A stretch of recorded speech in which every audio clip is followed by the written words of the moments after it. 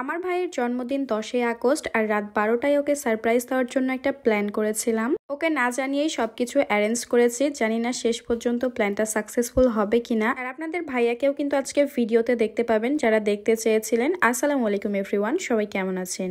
আগেই বলেছিলাম আমার ভাইয়ের জন্মদিন 10ই আগস্ট, আর কয়েকদিন আগে ও আমার বাসায় বেড়াতে এসেছিল। তারপরে ওর সাথে আমি আমার বাবার বাড়ি চলে গেছিলাম, তারপরে এক সপ্তাহ ছিলাম। আর বলেছিলাম আগের ভিডিওতে যে আপনাদের ভাইয়া এক সপ্তাহ হয়ে যাচ্ছে তারপরেও আমাকে নিতে আসেনি। এখানে আমরা দুইজন মিলে একটা প্ল্যান করেছিলাম যে ওকে আবার আমাদের বাসায় নিয়ে আসতে হবে। আর আপনাদের ভাইয়া গেলে তো আরো কোনোভাবেই আমার সাথে আমার বাড়িতে আসতো না, মানে ওকে না জানিয়ে একটু বোকা বানিয়ে আমার সাথে আবার আমার বাসায় নিয়ে এসেছি, শুধুমাত্র ওকে একটা ছোট্ট সারপ্রাইজ দিব এই জন্য।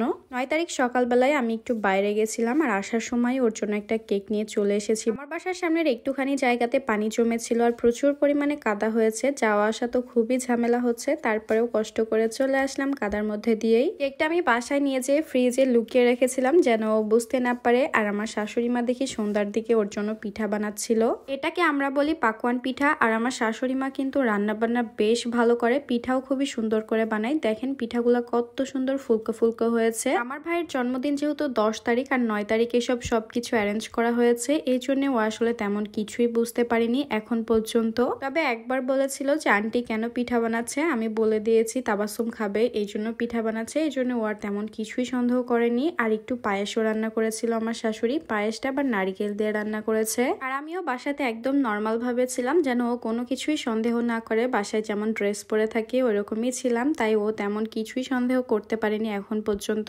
12টা বাজতে আর বেশি দেরি নেই, তো আমি সবকিছু আস্তে আস্তে অ্যারেঞ্জ করছিলাম যেন ও কিছুই বুঝতে না পারে। ওর রুমের মধ্যে বসে বসে টিভি দেখছিল, আর এই সময় আমি সবকিছু অ্যারেঞ্জ করে ফেলেছি। একটা বাটিতে অল্প একটু পায়েস, কিছু পিঠাই, এগুলো সবকিছু আমি আমার রুমে নিয়ে আসছিলাম। আর ছোট্ট একটা টেবিলে সবকিছু ডেকোরেশন করছিলাম। আর আগেই বলেছিলাম যে কেকটা আমি ফ্রিজের মধ্যে লুকিয়ে রেখেছি, এখন কেকটাও ফ্রিজ থেকে বের করে নিয়ে যাচ্ছি। আর রুমের মধ্যে নিয়ে যেয়ে কেকটাও আমি বের করে রাখবো। আর আমাদের বাসায় যে কোনো প্রোগ্রামের জন্য আমি লক্ষ্মী পেস্ট্রি হাউস থেকেই কেক নিয়ে আসি। এখানকার কেকটা পার্সোনালি আমার খেতে অনেক বেশি ভালো লাগে, যদিও এটা কোনো প্রমোশনাল ভিডিও না, পার্সোনালি আমার ভালো লাগে তাই আমি বলে দিলাম। রাজশাহীতে যারা আছেন কম বেশি এই দোকানটা হয়তো বা অনেকেই চিনেন। আর আসার সময় আমি ছোট্ট কিউট একটা মোম নিয়ে এসেছিলাম, মোমটা আমার অনেক বেশি পছন্দ হয়েছিল। অন্যান্য দিন যে কেকগুলো নিয়ে আসি তার থেকে আজকে একটু ডিফারেন্ট একটা কেক নিয়ে এসেছি, এটা একটু আলাদা ফ্লেভারের, এটা খেতে একটু বেশি মজা লাগবে। আর এখানে লিখে নিয়েছিলাম হ্যাপি বার্থডে আলামিন। সবকিছুই এখানে রেডি হয়ে গেছে। ঘাড়ের ওপরে আমি একটা কালো হিজাব নিয়েছি, এটা দিয়ে ওর চোখ বেঁধে নিয়ে আসবো। এখন পর্যন্ত ও কিছুই বুঝতে পারেনি, তবে ওকে রুমের মধ্যে যে বলেছিলাম যে একটা গেঞ্জি পরে আসার জন্য,